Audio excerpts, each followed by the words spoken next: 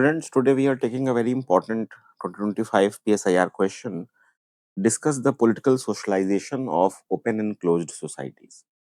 So, in 25, two questions came from this theme, and this is also a 10 marker, so the answer has to be very compact. But again, the analysis should not be ordinary. The question is not asking us to write a general note on political socialization. It is asking us to compare political socialization in two types of societies: open societies and closed societies. So the first thing to understand this is that political socialization is not a neutral process. It quite much depends on the kind of political order in which people live in. In an open society, citizens are exposed to different viewpoints. They learn to debate, dissent, rights. There is participation, there is accountability, like India or USA or European nations. In closed society, political learning is more controlled. The state or ruling elite tries to shape what people think, what they believe, and how they behave politically. Maybe China, North Korea, Iran, they would come into the examples of this. Now, you have to notice what the answer must include. First, we need a clear definition of political socialization. Without that, the answer is going to be vague. Second, you need to connect it with political culture. So, this is the second question where political culture would be figuring out in your answer. The first answer we discussed, psychological approach, also had a reference to political culture. So, this is a clear cut example ki what is written in the syllabus, official syllabus, and what might come in the exam, and what you might need to know to answer this question. All of the three can be very different. That is why I insist that you wrap up the video watching and note making of this section as quickly as possible and switch to answer writing and evaluation and discussing the copies. Because half the trouble of 2A is that once you are able to figure out what you have to write, then it's an easy job. But figuring out what is relevant to write for the question becomes a very nightmarish task. So in this question, first we need a clear definition of political socialization. Without that, the answer will look vague. And second, we need to connect it to political culture. See, political socialization is the process. Political culture is the result. See, through socialization, it is citizens acquire orientations towards how they will behave towards authority, how they will participate, what kind of rights they prefer, how they choose to show their dissent, if they choose to show their dissent, and how they show their obligation.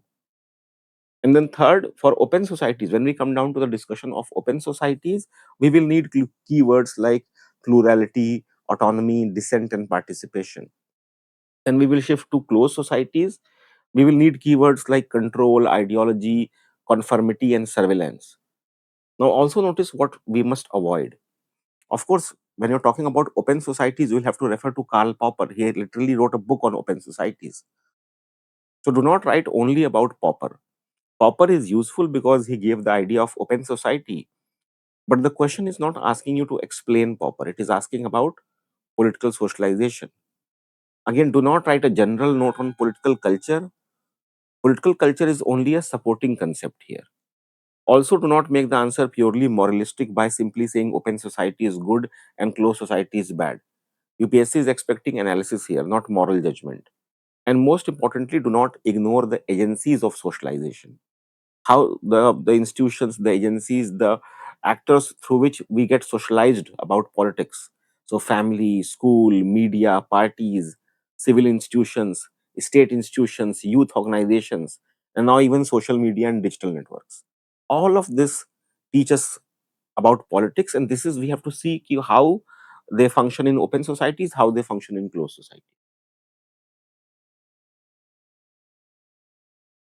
Now, see, this is the scholarly resource for this answer. Now, remember this, that in a 10 marker, we cannot use scholars like decoration. Every scholar must do some work in the answer. So, first you talk about Almond and Verba. Their importance is that they connect political socialization with political culture. So, in the introduction, we can write that political socialization shapes the political culture of a society. So, political socialization shapes the political culture of a society, and this gives our answer a comparative politics foundation. Then you have Karl Popper. Popper is useful for the open society part. His idea of open society is based on criticism of authority and rejection of dogma. So we can use Popper to show that open societies socialize citizens into questioning and democratic participation. Then you have Antonio Gramsci. So Gramsci will help us understand that how closed societies function. In a closed society, the ruling elite does not always depend only on force. It also tries to manufacture consent through ideology, education, media, and cultural control. So that is the idea of hegemony. Then we can use the concept of political culture. See, political socialization shapes the orientations which eventually create a political culture. So the open society will create a participatory culture, while closed society will go towards creating a more conformist, more obedience based political culture. Then they will use civil society. Obviously, civil society in the it will make sense to use the idea of civil society only when we are discussing the open society paragraph, because civil society is important because it pluralizes, it democratizes your political learning beyond the state. A society which is plural, so your political understanding, your knowledge of politics, your understanding of politics will not be only derived from the state propaganda machinery. You will have an idea of counter views also, like in India. And finally, we will use the idea of counter socialization in the balance. Even in the closed societies, the state may not completely control entire political learning. For example, the protests which are happening in Iran, family, religion, underground media, exiled leaders, and even social media spaces can create a good alternative political consciousness. So once you realize you'll also have to speak about counter socialization, you realize that the answer becomes more analytical and less mechanical. Now we see the one page framework sheet, how we will approach this. See, once we have discussed the scholarly resources, we come down to the final framework. This is the main framework. Now see, the demand word or the directive word is discuss here. This means we need to explain, we need to compare, and we need to balance. So the question's core demand is, how do different political systems shape citizens' political values and behavior? So the central argument of our answer will be that open societies socialize citizens through plural, competitive, and participatory behavior, participatory agencies, while closed societies socialize individuals through controlled, ideological, and conformity producing agencies. This one line is very important. If you understand this one line, the whole answer becomes easy. So in open societies, political learning is not monopolized by the state. Citizens learn from family, media, political parties, universities, protest movements, civil society, peer groups, and public debate. In closed societies, the ruling power tries to control these channels. Schools may become tools of ideology. Media may become state controlled. Dissent may be presented as anti national or dangerous. So the individual is compelled, he is socialized into being obedient rather than an active citizen. So that contrast must, dominate the answer. Now, if you see the body structure, so this body structure is only going to work for a 150 word answer. If it is a 15 marker or a 20 marker, we'll have to see for a different scenario. So first, define political socialization and don't take more than one or two lines. Second, explain open societies through plural agencies. The phrase plural agencies is very important. It means that citizens are not shaped by only one source of authority. Third, show the result of open socialization. So how dissent works out, how rights are part of the very consciousness of citizens, how participation happens in such societies. So your concluding your final point which you are trying to prove is that open society actually creates citizens and not subjects. Then you come to closed societies. You explain that closed societies, through state controlled agencies and official ideologies, they are the ones who are creating the political socialization. So in closed societies, the state or the ruling elite tries to control the flow of political information.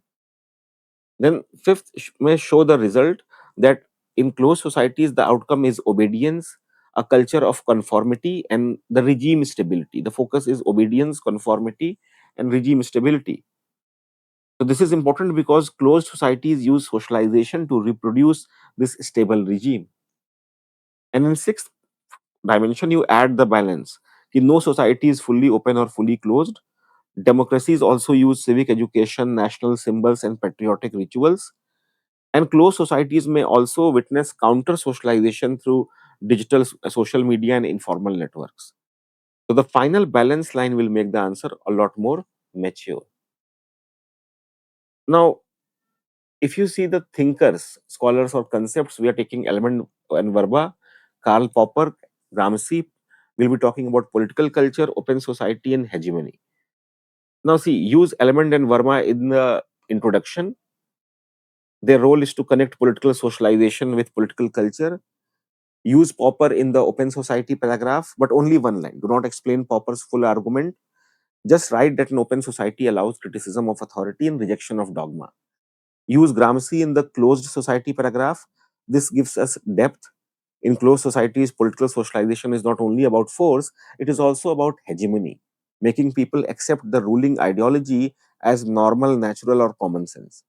And you use examples carefully. Do not make the answer example heavy.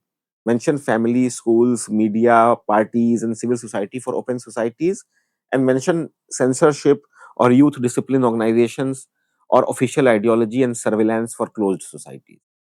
And also use digital counter socialization in the balance. This will give it a, I would say, a sort of contemporary touch, but keep it short. Do not over explain what digital counter socialization is. So now, finally, before we see the answer, the common mistakes which I would like to advise you against. See, avoid four mistakes. First, do not write a general note on political socialization. The question is specifically asking for open and closed societies. Second, do not only write Popper. Popper is useful, but the answer is not only about Popper's open society. Third, do not make the answer purely descriptive. Add analytical words like plural or dialogic, ideological, hegemonic, participatory, or conformist. Use these academic words. Fourth, do not write a black and white answer. Do not write as if open societies have complete freedom and closed societies have complete control. Reality is far more complex. So, a good PSIR answer should show this nuance. Open and closed societies are ideal types. In reality, most societies fall somewhere between these two ends. Now we go to the actual answer. So, just a second, let me magnify it. So, when we see the actual answer, so the first look at the first paragraph. Political socialization refers to the process through which individuals acquire political values, beliefs, attitudes, and patterns of participation. See, so start with a direct definition. In a 10 marker, we cannot waste time with a broad introduction. This line immediately tells the examiner that we understand the concept.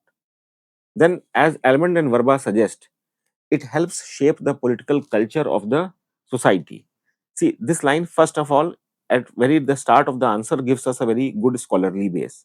See, we are not explaining Almond and Verba in detail. We are only using them to connect political socialization with political culture. This is how you use scholarly views. Now, its character varies to according to whether a society is open or plural or closed and controlled. So, see, this is the bridge line. Many students will define political socialization but forget the exact demand.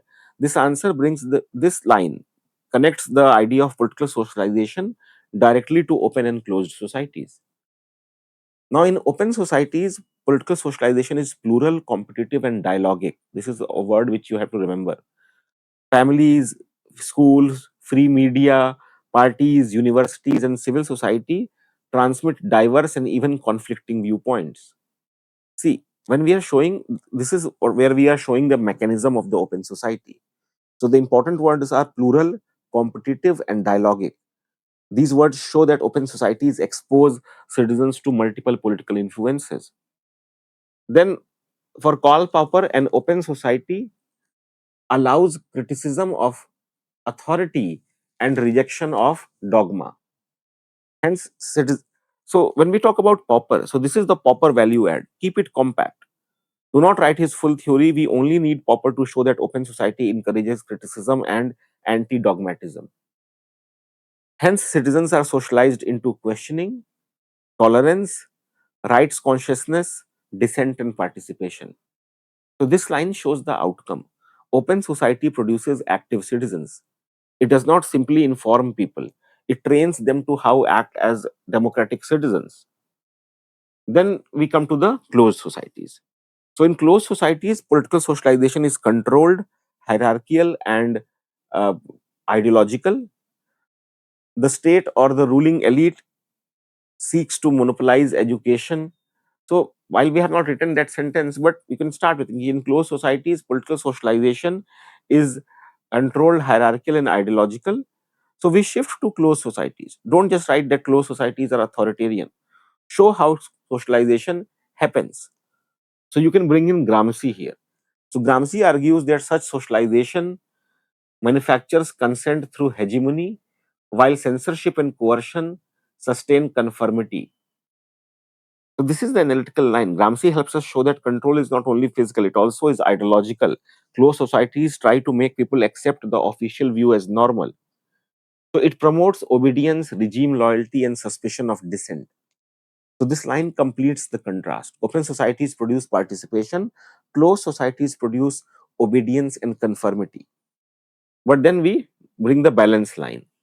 However, write this, however, the distinction is not absolute. Democracies also use civic education and national symbols, while closed societies may witness counter socialization through informal or digital networks. So this is the balance line. It prevents the answer from becoming simplistic. UPSC rewards this kind of nuance. This is where you go from 6 to 7 or 5.5 to 6.5. Now we conclude, write this, that political socialization mirrors the political order. It is participatory in open societies and conformist in closed societies. So this is the comparative conclusion. It directly answers the question and closes the answer very neatly. So before we end the discussion, I think maybe we are making progress in the right direction. So let me know your thoughts in the comment section, and please share and like and subscribe. Do the needful so that the channel gets promoted. Because as you, if you know me already, I've been doing this for quite some time. That helping the students, irrespective of whether they belong to the institute or they are paid students or not, considering that I was always a salaried teacher. So this is my independent initiative, and your support and your sharing it across your friends and those who are preparing, whom you know, will go a long way in keeping me encouraged. So on that note, I end the discussion, and we'll start with the third question in chronological order under the theme of comparative politics, nature and major approaches. Thank you.